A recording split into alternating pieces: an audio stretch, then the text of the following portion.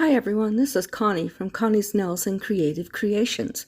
Today I am taking part in the Charity Challenge collaboration that Jamie, or What's Jamie Making, is the host for this challenge.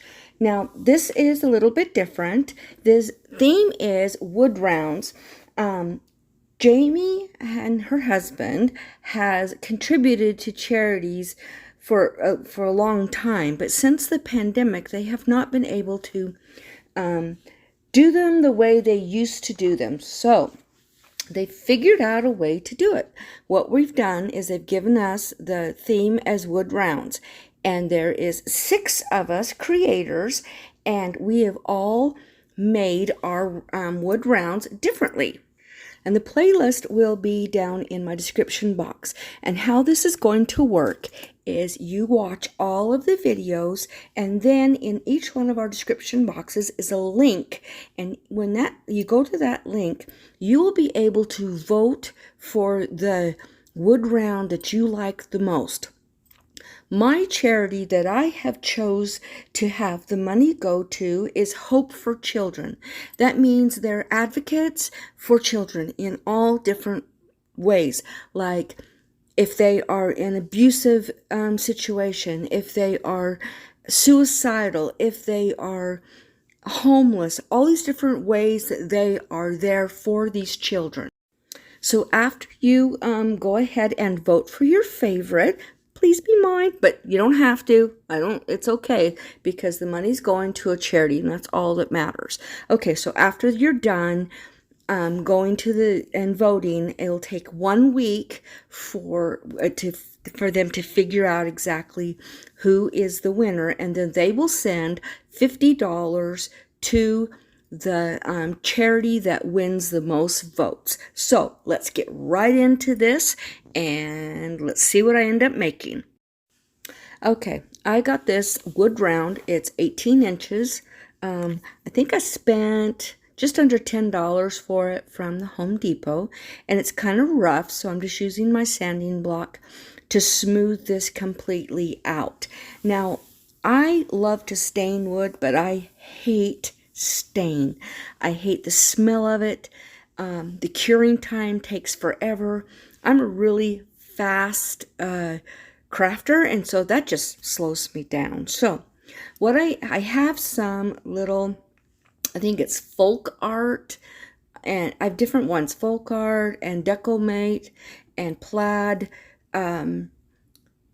little gel stains, and they don't have that horrible smell, and they dry fairly easy. Well, I ended up picking the one that is walnut, and that one was from Decor. And so I just put it on there with a paintbrush, and then I ended up wiping it off at the end. Okay, so I'm just going to squirt this on and then just use my paintbrush and get it all completely covered.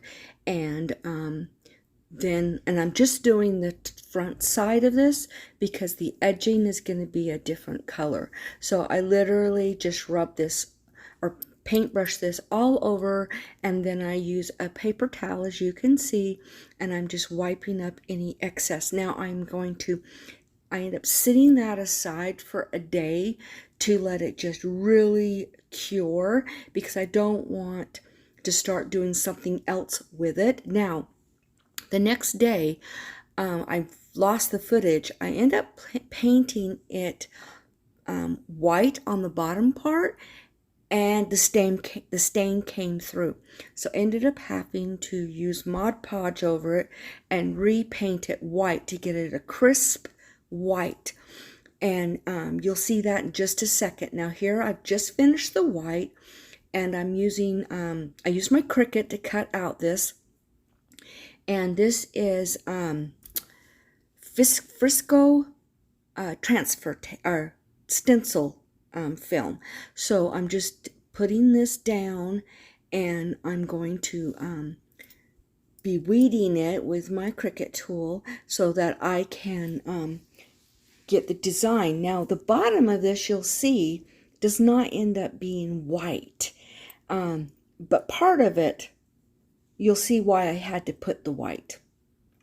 And it's a watermelon. So here I am just burnishing it down, and then I'm going to use my tool and start pulling up the parts. Now I lost some footage again. I pulled up the little seeds and I painted the whole thing black. Then I pulled up the rind area and I'm painting it a green. So when this is done, I'm going to pull this all up and you'll see the design. And I ended up pulling off the tape as well, and there was some bleed through. So I do end up fixing that where you cannot see any of it. So here I am just making sure that there's no little black on the watermelon at all. I wanted to go around the little seeds. Of course, that kind of looks like a funny looking watermelon because I've never seen a white watermelon before. I've seen yellow and I've seen red, but I've never seen white. So we're going to take care of that. Now here I'm pulling this off, and you can see it pulled it didn't really bleed very much. It pulled some of the black paint off. So I do go back and add the paint back on there so that it looks pristine, beautiful after it's done. Now I love wood rounds. I love working with wood rounds. I sell them, and here it is. You can see the black's all perfect. So yeah, I really like working with wood rounds, and this is going to end up going on my front door. So now what I'm doing is I'm getting the red, and I'm just going to add a little bit of white into it because I don't want it to be bright red, because watermelon isn't bright red. It's off bright red, more of a dark pinkish color. So that's what I'm going for. So I'm just going to paint in with a little paintbrush all around all of the little seeds so that it starts looking more like an actual watermelon. I love to paint. I've been painting for over 40 years, probably about 45 years or more. So I love, love, love to paint. So I'm just going to get this all painted and beautiful looking, and just like I love it. So this wasn't too hard. Those seeds are not too bad. See, here I'm just now going to go across the top and get that all finished. Okay, now I've got to do something about the rest of that rind. I take that same green color that I had, and I'm mixing a small amount of black into it just to make it just a little bit darker, and I'm just kind of mix over that other green so that it looks more like an actual watermelon rind. And it's not hard to do. I just kind of skip over it, kind of float over it so that it ends up looking really absolutely cool. Like watermelon. I love watermelon. I love to paint watermelons. So I'm just weird like that. Okay, lost some more footage. I have two things I cut out on my Cricut. You can see summer is already there. I already put that on, and I'm just getting the transfer tape ready so that I can hook on the other wording that I am going to be doing. So I'm just going to use my weeding tool and pull off the outer part of the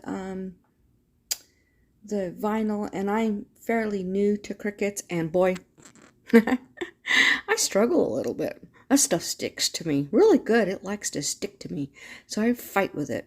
So I'm just, like I said, I'm just weeding that all out, and I'm sure I will figure out a better technique. We'll see, I hope. But here I am just burnishing it down, and as you can see, the word hello is what is going to be on this. So it's Hello Summer. Now, sorry about a few seconds ago you saw some food sitting there. My husband brought me some lunch, some leftover from dinner, so I had to stop a minute and eat. But that's okay. Now, What I'm doing is I'm painting black around the edge. I felt like that's what it really needed. And then I'm going over the whole thing with gloss Mod Podge.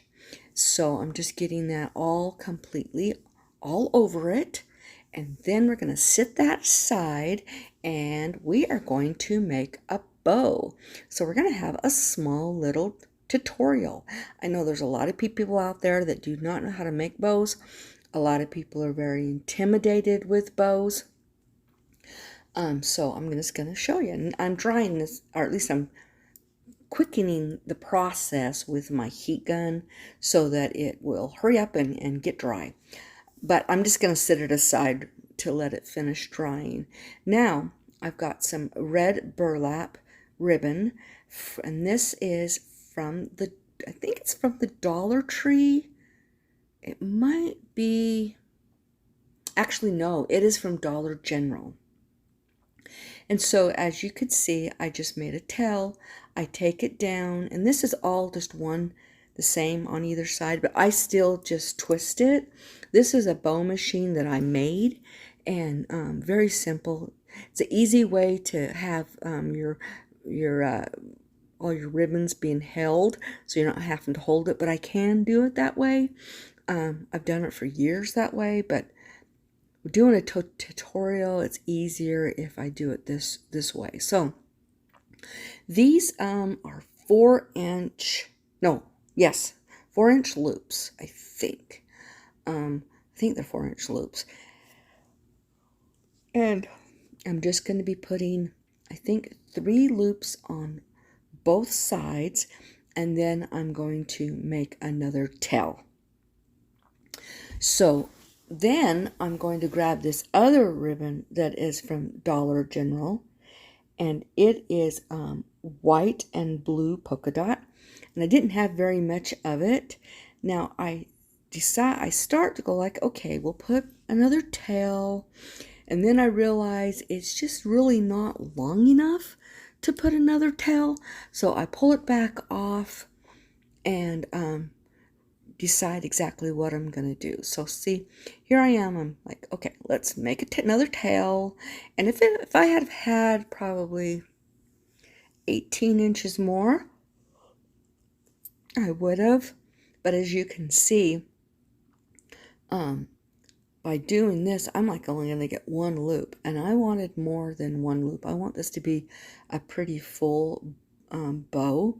And this is when I decide that this isn't going to work. So I pull it out. I'm like, nope, out it goes. Now I'm just putting the center in, just with a little bit of a hangover, and then I'm going to end up putting, I think I put 2 loops on each side, and these loops are 2 inches. So the other ones were 3 inches. I could not remember. This way I can do a lot more loops so that it can end up being a lot fuller of a bow. Like I said, I love making bows. I think they're phenomenal. And there's all different kinds of bows. So what I end up making is, it looks like 2 loops on each side, and then, yeah, just 2. I do 2 on each side. I might have done a 3rd on that side. Looks like there's a 3rd, but that's okay. Now, I'm getting, this is from Dollar Tree, and this is the natural burlap with the lace down the center, and I am making more tails out of that. And I'm just going to cannot remember how many I made. Excuse me. I just made enough that it was going to be really full there in the center. I think I end up doing 4 or 5. Sometimes I put a little one in the center because then it kind of hides your wire. So there is 4, and Actually, did I do another one? Oh, I did. So, I ended up, oh wait, no, I changed my mind. I'm like, no, this isn't gonna work. Wait a minute, stop, pull it out. I need, I need the tail on that side. I don't want 3 tails on one side and 2 and 1 on the other. So, there, I've got that all in there. Now I'm going to grab my floral wire. It's on a paddle. I've had it for years. And I'm going to just grab a piece of this, and I am going to hook it on there. Very simple. I just end up pulling that bow right up off of there. It's very, very super easy to make these bows. And I know a lot of people say, no, it isn't. I used to struggle, and I just practiced until I figured it all out. Okay, so here I am. I'm going to pull it out, and then I'm going to move that bow machine so that it is out of my way. I'm wrapping the wire around, and I'm just going to cinch it and twist it and then turn all the wires underneath so it won't scratch. And then I'm going to grab the wood round. I start to fluff it a little bit, and I just, like I said, I just pull one forward, one back, one up, one down until it's really super full. And then I'm going to glue it onto the wood round, and then I'll have to fluff it some more. Fluffing is the name of the game, but I'm putting dovetail ends on this. You fold it and you cut on a diagonal up towards the fold, and that gives you that little dovetail end. So here I am going to go ahead and get the wood round, and I didn't like that joining of the where the black and the wood looked, or where I had stained it. So I went ahead and I got this little tiny black silk ribbon, and I just go ahead and I just glued it with a hot glue right across there, and that just ended up finishing that edge so it looked pristine and really super nice.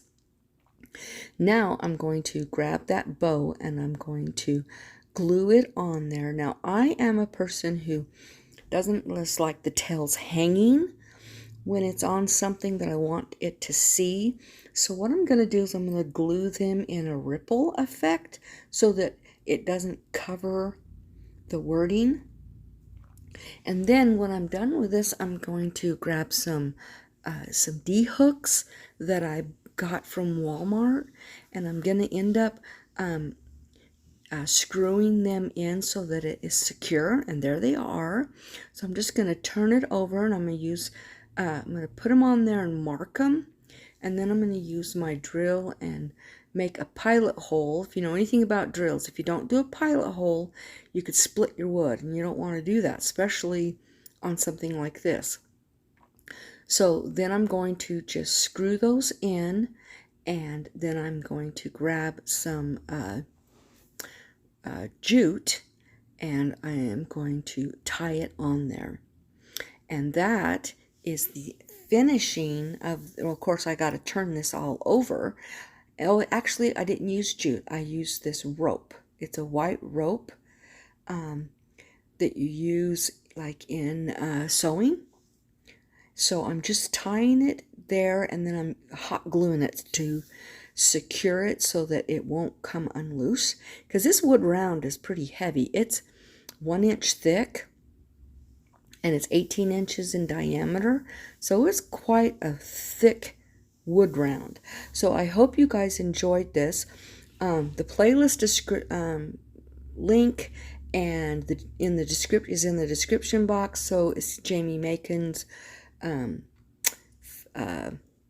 yes, their link to their channel is in there, as well as to vote. Don't forget to go and look at at everybody's and vote for your favorite. I hope you guys love this. I love making these, and as you see, I am just fluffing this thing out. Ends up being a really, really pretty bow.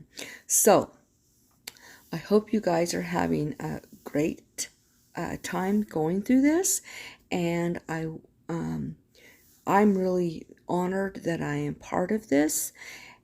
And don't forget to be the Bible that somebody reads today, and you all have a blessed week. Bye.